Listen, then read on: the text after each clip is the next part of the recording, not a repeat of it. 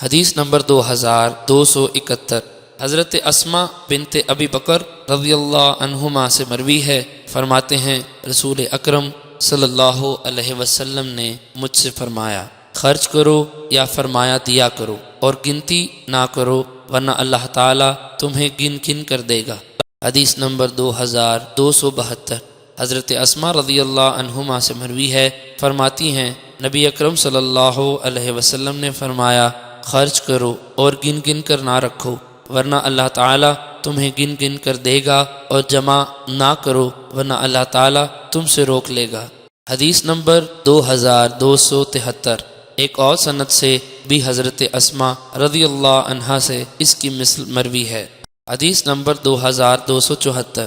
حضرت اسما رضی اللہ عنہا سے بھی مروی ہے، وہ نبی اکرم صلی اللہ علیہ وسلم کی خدمت میں حاضر ہوئی اور عرض کیا، اے اللہ کے نبی صلی اللہ علیہ وسلم، میرے پاس اس مال کے علاوہ کچھ نہیں جو حضرت زبیر رضی اللہ عنہ مجھے دیتے ہیں، تو کیا اس مال میں سے دینے میں مجھ پر کوئی حرج ہے؟ آپ نے فرمایا، جس قدر دے سکو دو اور جمع نہ کرو ورنہ اللہ تعالیٰ تم سے روک لے گا۔